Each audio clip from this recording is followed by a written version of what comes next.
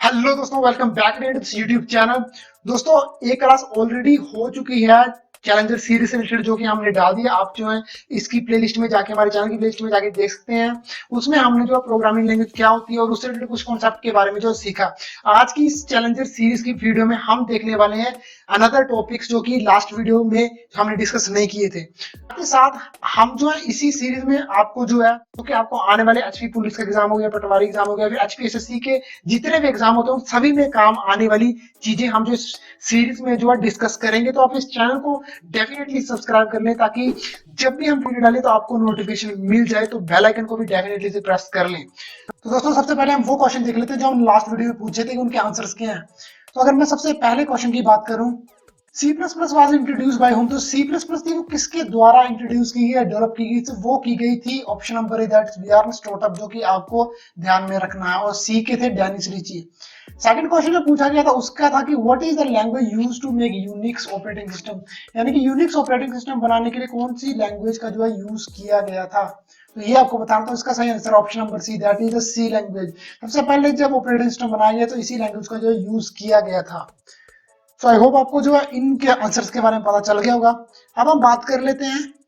तो last video में हमने देखा था कि सेमीकोलन क्या होता है, स्टेटमेंट टर्मिनेटर क्या होते हैं, टोकन्स क्या होते हैं, प्रोग्रामिंग लैंग्वेज क्या होती है, सी लैंग्वेज का पहला प्रोग्राम, ये सब चीजें हमने जो पहली वीडियो में देखी। तो आज हम शुरुआत करते हैं कमेंट्स से कि कमेंट्स जो है प्रोग्रामिंग लैंग्वेज में क्या की इंपॉर्टेंस है, ये एक्चुअल में होते क्या।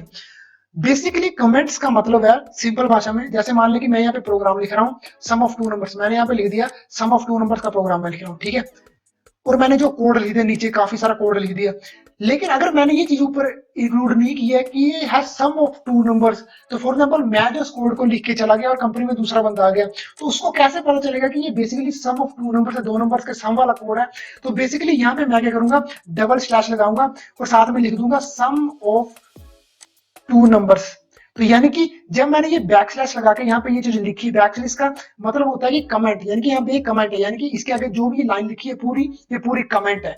बेसिकली कमेंट्स होते हैं जो कि बताते हैं कि हमारे प्रोग्राम के बारे में, प्रोग्राम एक्चुअल में क्या हेल्प करते हैं सी प्रोग्राम को। और साथ ही साथ जो कंपाइलर होता है, सी लैंग्वेज का जो कंपाइलर होता है, वो जिस कमेंट को होता है इसको इग्नोर करता है और जो नीचे का कोड होता है उसको रन करता है। तो ये आपको ध्यान रखना है। साथ ही साथ फॉर एग्जांपल अगर हमने बहुत सारे लाइन का कोड लिखा, मान 20 25 या 100 लाइन का कोड लिखा है और हम चाहते हैं कि ये सारे का सारा कमेंट हो, कमेंट आउट हो जाए, तो उसके लिए हम बेसिकली यहाँ पे क्या करेंगे, ये वाला चीज स्टार्टिंग में लगाएंगे, यानी कि यहाँ पे हम लगाएंगे बैक स्लैश और साथ में स्टार, और एक एंड में हम लगाएंगे स्टार और बैक स्लैश, यानी कि पूरा का पूरा जो ये जितना भी कोड होगा, ये 20 25 100 लाइन का, ये पूरा का पूरा कमेंट आउट, यानी कि ये पूरा का पूरा कमेंट्स में कन्वर्ट हो जाएगा। तो ये बात आपको ध्यान रखनी है।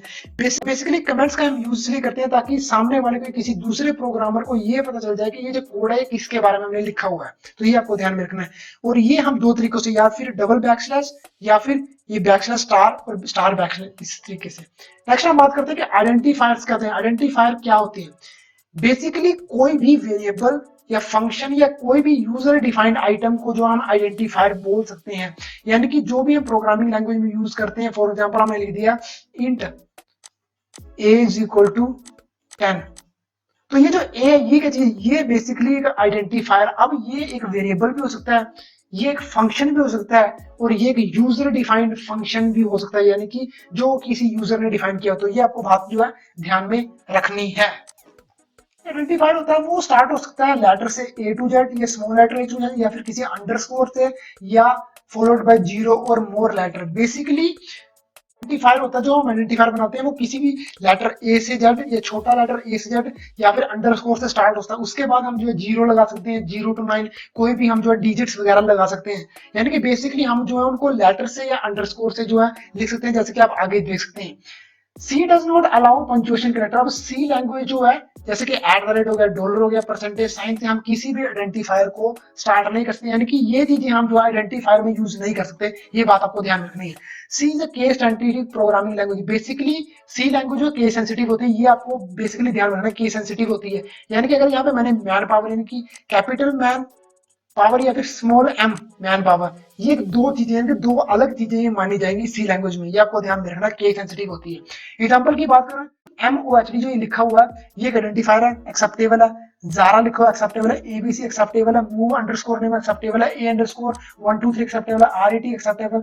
ये जितने भी लिखे हुए एक्सेप्टेबल है। कि यहाँ पे मैं लिख दूं 50 अंडरस्कोर ABC, तो ये अनएक्सेप्टेबल है, यानी कि ये एक आइडेंटिफायर नहीं माना क्योंकि वो लेटर से स्टार्ट नहीं हो सकता, तो ये आपको बात जो ध्यान में रखनी है।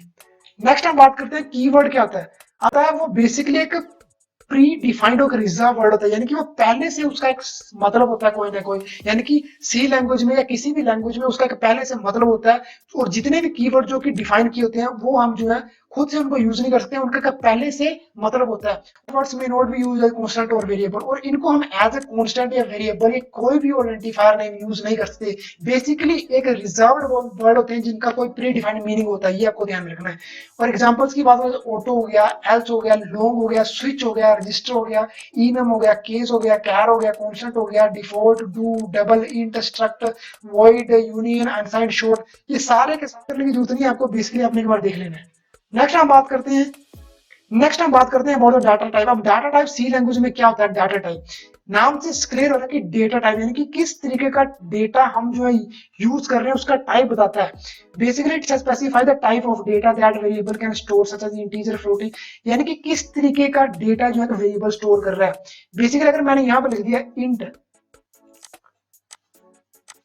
a इज इक्वल टू 10, तो बेसिकली एक वेरिएबल है और ये कि 10 क्या है, एक इंटीजर है। बेसिकली ये डेटा टाइप होगा इंट, ये एक डेटा टाइप है, यानी कि जो ए वेरिएबल है वो इंटीजर वैल्यू को स्टोर कर रहा है, ये आपको ध्यान रखना है। या फिर मैंने यहाँ पे लिख दिया फ्लोट, FLOAT, फ्लोट, यहाँ पे मैंने लिख दिया b इज इक्वल्स टू 3.5, यहाँ पे मैंने लिख दिया। तो बेसिकली जो बी वेरिएबल है क्या कर रहा है, एक फ्लोटिंग यानी कि डेसिमल टाइप का डाटा स्टोर कर रहा है, ये आपको ध्यान रखना है। अब कितने तरह के डाटा टाइप होते हैं, बेसिकली 4 तरह के डाटा टाइप होते हैं। एक होता है बेसिक डाटा टाइप जो कि हम मोस्टली यूज करते हैं, जैसे इंट हो गया, कैरेक्टर हो गया, फ्लोट हो गया, डबल हो गया। एक होता है डेराइव्ड डाटा टाइप जो कि हम जो डाटा वो डाटा टाइप हम जो डेराइव कर सकते हैं, जैसे कि एरे हो गया, पॉइंटर हो गया, स्ट्रक्चर हो गया, यूनियन। इनकी डेफिनेशन जो हम आने वाली वीडियोस में पढ़ेंगे, आपने जो टेंशन नहीं लेनी इस बात की, ठीक है, टेंशन नहीं लेनी बिल्कुल भी, आने वाली वीडियो जरूर पढ़ना है। नेक्स्ट है इन्यूमरेशन डेटा टाइप। इनम जैसे हमने जो कीवर्ड पढ़ा वो इन्यूमरेशन डाटा टाइप होता है। एक वॉइड डाटा टाइप होता है, ये भी कीवर्ड है वॉइड, आपने पढ़ा होगा, अलग से इसको हम डाटा टाइप बोलते हैं। तो बेसिकली ये होते हैं कुछ 4 तरह के डाटा टाइप सी लैंग्वेज में। तो बेसिक डाटा टाइप्स की बात करूं तो ये होते हैं जो बेसिक डाटा टाइप, हम जो 4 याद रखना है अपने, इंट एक आपने रखना इंट, एक होता है कैर, एक होता है फ्लोट और एक होता है डबल, यानी कि आपने 4, कैर हो गया, एक हो गया इंट, एक हो गया हमारे पास फ्लोट, एक हो गया हमारे पास डबल, ये होते हैं बेसिक। अब इन्हीं के जो टाइप होते हैं, जैसे हो गया साइंड कैरेक्टर कैर, अनसाइंड कैर, और शॉर्ट हो गया एक, अनसाइंड शॉर्ट हो गया, अनसाइंड शॉर्ट हो गया। तो बेसिकली ये आपको जो है थोड़ा मतलब देख लेना, कोई बहुत ज्यादा याद करने की जरूरत नहीं, आपको जो है बेसिक 2-4 बार गो थ्रू कर लेना कि हाँ ये होते हैं। और इनका साइज आप चाहे तो याद कर सकते हैं, ये जो मेमोरी साइज होता है। कैरेक्टर की बात करूं तो ये 1 बाइट स्टोर करता है, यानी कि जब जब हम कोई भी तरह की इंफॉर्मेशन कंप्यूटर में स्टोर करते हैं तो वहां पे कुछ जो है स्टोरेज होती है, यानी कि कितना टाइप डेटा हम जो कितनी स्टोरेज यानी कि हम वहां पे स्टोर कर रहे हैं। तो कैरेक्टर अगर होगा तो वो 1 बाइट जो है लेता है, साइंड कैरेक्टर भी 1 बाइट लेता है, अनसाइंड भी, याद रखना। अब शॉर्ट क्या टाइप होता है, वो 2 बाइट लेता है, साइंड अनसाइंड दोनों। इंट भी जो है हमारे पास जो है 2 बाइट्स लेता है, यानी कि अगर हमें 10 करना है स्टोर तो यानी कि 2 बाइट्स लेगा, ये आपको ध्यान रखना है। अगर मैं बात करूं लॉन्ग इंट की तो वो 4 बाइट लेता है, फ्लोट की बात करूं तो वो भी 4 बाइट लेता है, डबल की बात करूं तो वो 8 बाइट लेता है, और लॉन्ग डबल की बात करूं तो ये लेता है 10 बाइट। अब देखो फ्लोट होता है डेसिमल, यानी कि मैंने अगर फॉर एग्जांपल मैंने वैल्यू स्टोर करनी है 3.5 तो मैं जो फ्लोट डाटा का यूज करूंगा। फॉर एग्जांपल अगर मैंने यूज करना है 3.4444001111, मान लीजिए काफी बड़ा नंबर स्टोर करना है तो उसके लिए मैं यूज कर लूंगा डबल का, ताकि एक बड़ा यानी कि जो साइज है वो इंक्रीज हो गया, 8 बाइट हो गया। फॉर एग्जाम्पल ये भी कम पड़ रहा है साइज, ये भी कम पड़ रहा है, तो फॉर एग्जाम्पल मेरे पास अगर 3.2 3 4 5 6 7 8 9 अप टू 100 तक, यानी कि बहुत ज्यादा उसके लिए स्पेस चाहिए, तो मैं यूज करूंगा लॉन्ग डबल का जिसका कि साइज है 10 बाइट्स। तो ये आपको कुछ चीजें याद कर लेनी है। रेंज को बहुत ज्यादा याद करने की जरूरत नहीं, आप जो बेसिकली कि ये कैरेक्टर की होगी याद करने वाली है, -128 से 127, या फिर इंट की होगी 0 से 65,525, ये 2 चीजें आपको याद कर लेनी है, बाकी आपको याद करने की जरूरत नहीं है। जब पेपर होगा उससे पहले जस्ट थोड़ा सा आपको जो है गो थ्रू करना है, दैट्स इट। नेक्स्ट है variable definition in C language. Basically variable C language में होता क्या है? अब variable tells the compiler where and how much storage to create for a variable. Basically अगर मैं वेरिएबल की बात करूं तो नाम से क्लियर है, जिसकी वैल्यू चेंज हो सकती हो, वेरी कर सकती हो। और साथ ही ये कंपाइलर को बताता है कि किस तरीके का डेटा, कितनी स्टोरेज हमें चाहिए इस वेरिएबल को स्टोर करने के लिए। That's it. वेरिएबल यानी कि जिसका डेटा चेंज हो सकता हो, और साथ ही कंपाइलर होता है कि किस तरीके का कितना डेटा जो हम स्टोरेज चाहिए उसको स्टोर करने के लिए, इसको वेरिएबल को। Variable definition specifies the type of data contains least of one और मोर वेरिएबल। साथ ही साथ जो वेरिएबल ये भी बताता है कि किस तरीके का डेटा टाइप है, वो जो वेरिएबल है किस तरीके का डेटा स्टोर कर रहा है। एक लिस्ट ऑफ जो है वेरिएबल बता सकता है। जब हम लिखते हैं किसी भी वेरिएबल को डिक्लेयर करते हैं तो एक सिंटैक्स होता है। सबसे पहले वो होता है टाइप और साथ में वेरिएबल की लिस्ट। लिखता है इंट ए कोमा बी कोमा सी। तो बेसिकली जो टाइप है वो है इंट। इंट क्या है? टाइप ऑफ डेटा, किस तरीके का डेटा स्टोर करें, इसके फ्लोट, डबल, कैरेक्टर कुछ भी हो सकता है। और ये आगे ए बी और सी ये है वेरिएबल की लिस्ट, यानी कि कितने वेरिएबल स्टोर कर रहे हैं। फॉर एग्जांपल अगर हमें 3 नंबर का सम करना है सी लैंग्वेज में, एक हमें प्रोग्राम बनाना है या फिर एक कैलकुलेटर बनाना है जो कि सम करे 3 नंबर्स का, तो हम जो है 3 वेरिएबल ले लेंगे ए बी और सी। ठीक है, हमने 3 वेरिएबल्स ले लिए और हमें पता कि उनका जो सम है वो इंटीजर में आएगा। अगर पॉइंट्स में चाहिए तो हम जो फ्लोट ले सकते हैं। तो हम बेसिकली 3 जो वेरिएबल्स हैं इनको जो हम डिक्लेयर करना पड़ेगा सबसे पहले। That's it. तो आज की वीडियो में बस इतना ही। अगर वीडियो पसंद है जरूर से लाइक करें, चैनल को सब्सक्राइब कर दें। तब तक के लिए धन्यवाद। Stay safe and stay healthy.